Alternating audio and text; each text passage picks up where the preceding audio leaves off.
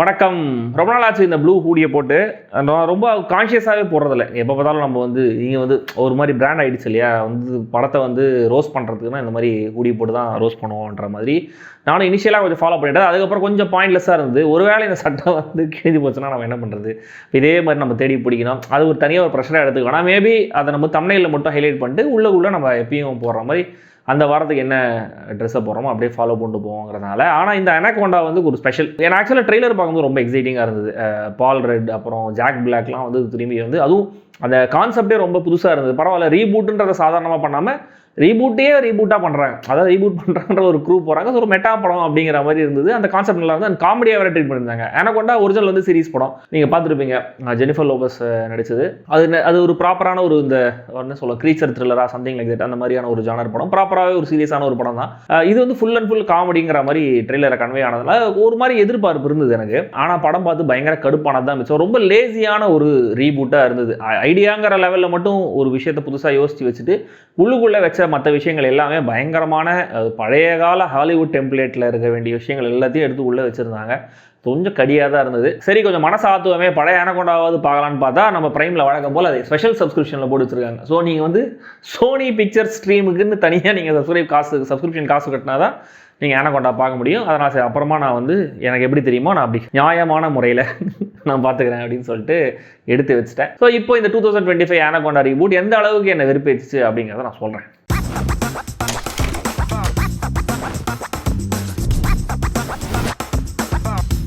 Anaconda ட்ரெய்லர்லேயே almost இந்த story என்ன அப்படிங்கிறத ரிவீல் பண்ணிட்டாங்க. ஜாக் பிளாக் ஒரு என்ன சொல்கிறது, ஒரு ஆஸ்பைரிங் ஃபிலிம் மேக்கர். அவர் இப்போ வெட்டிங் வீடியோஸ்லாம் எடுத்துட்டு இருக்காரு. பட் அதில் அவருக்கு பெரிய திருப்தி கிடைக்க மாட்டேங்குது. அவருக்கு ஃபேமிலி, குழந்தை குட்டிலாம் இருக்குது. பட் ஸ்டில் அவருடைய அந்த ப்ரொஃபஷனல் லைஃப்பில் அவருக்கு சின்ன ஒரு அதிருப்தி இருந்துகிட்டே இருக்குது. ஏன்னா சின்ன வயசில் அவரோட ஃப்ரெண்ட்ஸோட சேர்ந்து படம்லாம் எடுத்திருக்காரு. ஸோ அவருக்கு ஒரு ஃபிலிம் மேக்கர் ஆகணும், சீரியஸாக ஹாலிவுட்டில் போய் கெரியரை ப்ரொபோசிவ் பண்ணணும் அப்படிங்கிறது ஆசை. அதனால் அவர் பண்ண முடியல. அவருடைய சைல்ட்ஹுட் ஃப்ரெண்ட் தான் பால் ரெட். அவர் ஒரு எக்ஸ்ட்ரா ஆக்டர் மாதிரி சின்ன ரோல்ஸ்லாம் ட்ரை பண்ணிட்டு இருக்காரு. பட் எதுவும் அவருக்கு கிளிக் ஆக மாட்டேங்குது. ஸோ தன்னை ஒரு ரெலவெண்ட்டாக காமிச்சிக்கணும் அப்படின்னு ஒரு காலத்தில் ஒரு டிவி சீரிஸ் வாட் சீரிஸில் ஒரு 4 எபிசோட் நடித்தேன் அப்படிங்கிறதே ரொம்ப பெருமையாக சொல்லிட்டு இருக்காரு. அதில் சும்மா ஒரு தூரத்தில் ஒரு சின்ன ஒரு கெஸ்ட் ரோல் மாதிரி தான் வந்திருக்காரு. பட் ஸ்டில் அதை ஒரு பெரிய அச்சீவ்மெண்ட் மாதிரி சொல்லிட்டு இருக்காரு. ஸோ தன்னை ரெலவெண்ட்டாக காமிச்சிக்கணும் அப்படிங்கிறதுனால ஸ்டுடியோ தாண்டி போகும்போது அந்த அனகோண்டாவுடைய போஸ்டர் பார்க்குறாரு. பார்த்த உடனே அவருக்கு ஒரு ஐடியா வருது. அதுக்கப்புறம் ஃப்ரெண்ட்ஸ் கிட்ட போகிறாரு. ஃப்ரெண்ட்ஸ் அப்போ இவருக்கு ஜாக் பிளாக்கு ஒரு பர்த்டே பார்ட்டி நடக்குது. அவருடைய பழைய ஃப்ரெண்ட்ஸ் எல்லாரும் ஒன்று கூடுறாங்க. டாண்டி நியூட்டன்லாமும் அவருடைய சைல்ட்ஹுட் ஃப்ரெண்ட் தான். அவங்க அந்த சின்ன வயசில் அவங்க எடுத்த படத்தில் அவங்களும் நடிச்சிருக்காங்க. அவங்களும் பால் ரெட்டும் சைல்ட்ஹுட் ஸ்வீட் ஆர்ட்ஸ்ன்ற மாதிரி ஒரு தனியாக ஒரு ட்ராக் ஒன்று இருக்குது. அப்போ பால் ரெட் என்ன சொல்கிறாருன்னா, ஒரிஜினல் அனகோண்டா ஒரு ஜாப்பனீஸ் நாவலை பேஸ் பண்ணி எடுத்த கதை. நாவலுடைய ரைட்ஸை நான் வாங்கிட்டேன். ஸோ அது இப்போ நம்மளால் ரீபூட் பண்ண முடியும். ஆனால் நம்ம இண்டிபெண்டன்ட் ஃபிலிம் மாதிரி ஒரு ஸ்டைலில் ஒன்று பண்ணலாம் அப்படின்ற மாதிரி ஒரு பிட்ச் ஒன்று கொடுக்குறாரு. முதல்ல வேணாம் அப்படின்னு சொல்லிட்டு அதுக்கப்புறம் ஓகே நம்ம வாழ்க்கையில் அச்சீவ் பண்ணி அவன் கலை உலகத்தில் சாதிச்சே ஆகணும் அப்படிங்கிற மாதிரி இவங்க ஓகே சொல்லிட்டு ஒரு காம்பேக்டான குரூவை செட் பண்ணி இவங்க 4 ஃப்ரெண்ட்ஸ் மட்டும் கிளம்புறாங்க. அமேசான் காடுகளுக்கு கிளம்பி அங்கே ஒரு ஆனகோண்டாவை வாடகைக்கு எடுத்து, அதாவது ஒருத்தர் பிடிச்சி வச்சிரு ஒரு ஸ்னேக் சார் மாதிரி பிடிச்சி வச்சிருக்காரு. அந்த ஆனகோண்டாவை வாடகைக்கு எடுத்து அதை வச்சு ஷூட் பண்ணலாம் அப்படிங்கிற மாதிரி போகிறாங்க. அங்கே போன அப்புறம் என்ன மாதிரியான அட்வென்ச்சர்ஸ்லாம் நடக்குது அப்படிங்கிறது தான் இந்த கதை.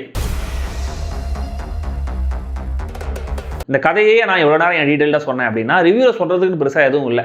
ரொம்ப லேசியான ஒரு ரீமேக். ஆல்ரெடி சொன்ன மாதிரி புதுசாக எதுவுமே இல்லை. ரொம்ப டெம்ப்ளேட்டான விஷயங்கள் தான் உள்ளே வச்சுருக்காங்க. இந்த கேரக்டர் ஆர்க் முதற்கொண்டு, கேரக்டர் டைனமிக்ஸ் முதற்கொண்டு, ஏன் ஜோக்ஸ் முதற்கொண்டு எல்லாமே ரொம்ப டெம்ப்ளேட்டாக ஆல்ரெடி நம்ம நிறைய பார்த்து பழக்கப்பட்ட விஷயங்களாக தான் வருது லைனா. இன்ஃபேக்ட் இந்த படத்துடைய செட்டப் அப்படிங்கிறது ஆக்சுவலாக ஒரு சீரியஸான ஹாரர் படத்துக்கான செட்டப் மாதிரி தான் இருக்குது. ஆரம்பத்தில் எடுத்த உடனே அவுட் அண்ட் அவுட் பயங்கர ஃபன்னிங்கிற மாதிரிலாம் படம் ஆரம்பிக்கல. ஒரு டீம் ஆஃப் அண்டர்டாக்ஸ் அவங்க அச்சீவ் பண்ணணும்னு நினைக்கிறாங்கன்ற மாதிரி ஒரு சீரியஸான செட் தான். ஸோ இந்த செட்டப்பை ஆக்சுவலாக எடுத்து ஒரு சீரியஸான ஹாரர் படத்தில் வச்சாலுமே கூட அது செட் ஆகும். இங்கே ஜாக் பிளாக்கோடைய பர்த்டே பார்ட்டியில் சின்ன வயசில் அவங்கெல்லாம் சேர்த்து எடுத்து அந்த படத்தை ஸ்க்ரீன் பண்ணுறாங்க. அது பார்த்த உடனே தெரிஞ்சிச்சு கண்டிப்பாக இதை கிளைமேக்ஸில் ரீகால் பண்ண போகிறாங்க அப்படின்னு.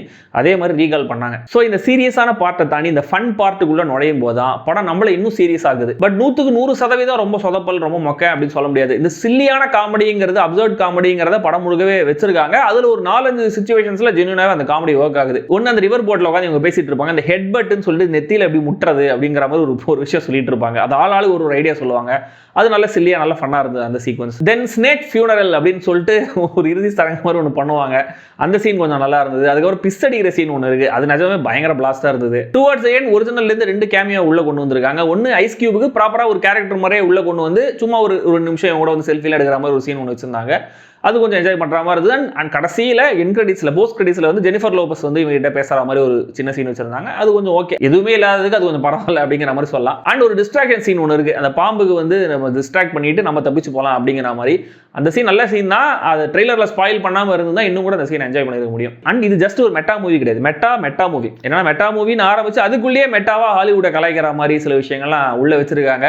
ஃபைனல் ஆக்ட் டிசைட் பண்ணாமே ஷூட்டிங் போயிடுறீங்களா அப்படிங்கிற மாதிரி ஆச்சரியமா பேசுகிற அந்த கான்வர்சேஷன்லாம் இருக்கு. அப்படி தான் வெல்கம் டு த ஸ்டுடியோஸ் அப்படின்லாம் சொல்லுவாங்க. ஸோ அதை அவங்களே கலாச்சிக்கிற மாதிரி அந்த சீன்லாம் கொஞ்சம் நல்லா இருந்தது. அப்புறம் ஒரு முக்கியமான விஷயம் என்னன்னா, பால் ரெட்டோடைய கேரக்டரை பார்க்கும்போது சமீபத்திய சாய் வித் சித்ரா இன்டர்வியூஸோடைய தாக்கமா என்ன அப்படிங்கிறது தெரியல. அப்படியே நம்ம நவரச நாயகன் கார்த்திகோடைய கேரக்டர் பார்க்குற மாதிரி இருந்தது.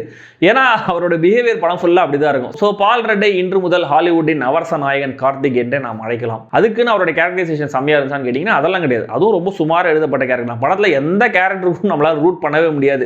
இவரெல்லாம் பயங்கர பேஷனாக இருக்கும், அப்படியே வந்து ஃபேமிலி வாழ்க்கையில் நான் தொலைஞ்சு போயிட்டேன் அப்படி இப்படிலாம் பேசிட்டு இருப்பாரு. ஒரு கேரக்டர் எப்பயுமே வந்து கொஞ்சம் இன்னசென்ட்டாக கொஞ்சம் அபத்தமான ஏதாவது விஷயங்களா பேசிட்டு இருப்பாரு. அவருக்கு பாவம் வர மாதிரி சீன்லாம் வைப்பாங்களா, அந்த மாதிரி சீன்லாம் கூட இதில் இருக்கு. ஆனால் எதுவுமே ஒர்க் ஆக மாட்டேங்குது. படத்தில் நிறைய ட்விஸ்ட் அண்ட் டர்ன்ஸ் எல்லாம் வேற வச்சிருக்காங்க. அந்த ட்விஸ்ட் அண்ட் டர்ன்ஸும் எதுவுமே வேலைக்கு ஆகல. அண்ட் இந்த படத்துடைய மிகப்பெரிய ஹைலைட்டா என் கண்ணில் மாட்டின ஒரே ஒரு முக்கியமான விஷயம் டேனியலா மெல்சேயார் அப்படிங்கிறவங்களுடைய பிரசன்ஸ் தான். அவங்க தான் ஆனா அப்படிங்கிற கேரக்டரில் நடிச்சிருக்காங்க. அவங்க வரது ஒரு சில சீன்ஸாக இருந்தாலும் கொஞ்சம் மனசுக்கு ஆறுதலாக இருந்தது. ஸோ அவ்வளோ தூரம் கழுத குடிசையாக இருந்தால் கூட பரவாயில்லைங்கிற ரேஞ்சில் என்னோட எதிர்பார்ப்பை எல்லாத்தையும் டோட்டலாக சப்ரஸ் பண்ணி மைண்டையே சப்ரஸ் பண்ணி வெளியில் தள்ளின படம் தான் இந்த ஆனகோண்டா. இந்த சில்லி காமெடியாக எனக்கு பிடிக்கும். எவ்வளோ டெம்ப்ளேட்டாக இருந்தாலும் நான் பார்ப்பேன் அப்படின்னு சொல்கிறவங்க வேணால் ட்ரை பண்ணுங்க. என்னை பொறுத்த வரைக்கும் இந்த ட்ரெய்லரில் நம்ம புது ட்ரெய்லரில் ஸ்க்ரீன்ஷாட் வைக்கிற அளவுக்கு கூட எனக்கு வந்து கொஞ்சம் உற்சாகம் வரல இந்த படம் பார்த்துட்டு. அதுதான் ரிசல்ட்டு. மற்றபடி எல்லாம் உங்கள் இஷ்டம் தான்.